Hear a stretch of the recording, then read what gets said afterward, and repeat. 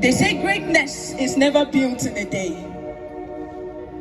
But how many more days?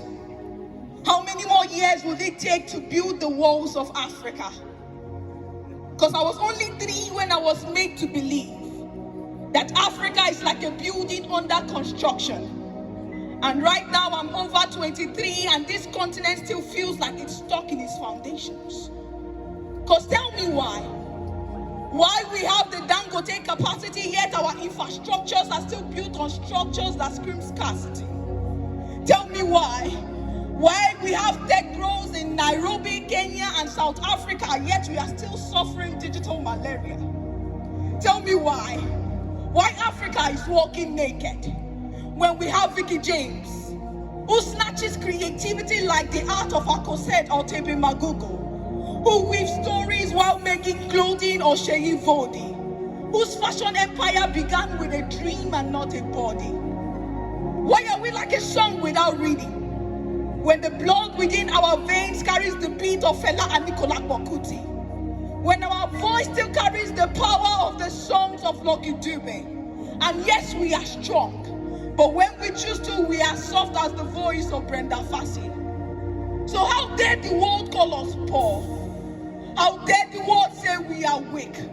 How dare them say that we are not strong? When the wealth of Africa keeps the world's phone ringing, how dare them say that we are underdeveloped? When our sweat built their castles. So I am here to remind you that Africa is no longer that continent that is underdeveloped. Because we are a generation of builders, idea crafters, system shakers.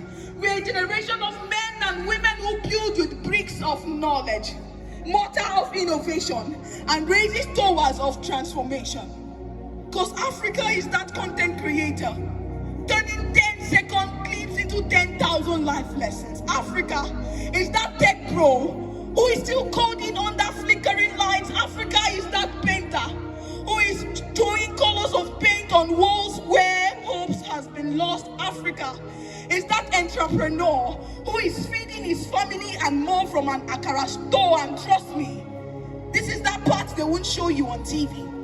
This is that part you won't see on the Western headlines. Because when they gave us chains, we turned them into jewelries. And when they gave us broken pieces, we made them arts.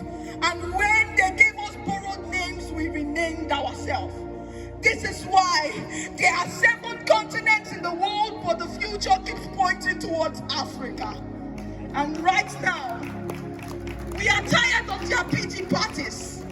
One that ends up leaving us with souvenirs of death.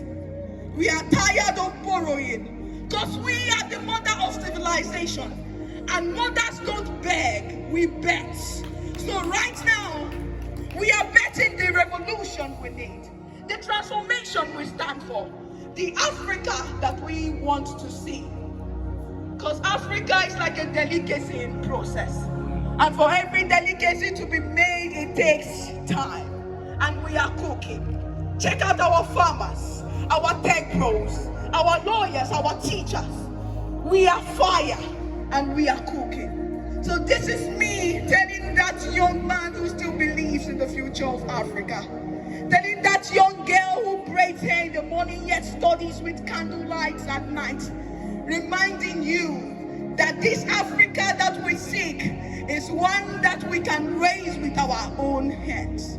So never again would we go back to the world begging for aid, because we are no longer that chick that depends on the white for food. So right now, I am reminding you that they say that greatness is never built in a day, and the Africa that we seek would be built over time when we decide to rise, when we decide to take our responsibility, when we decide to focus on what we want and the nation, the continent we seek. Thank you.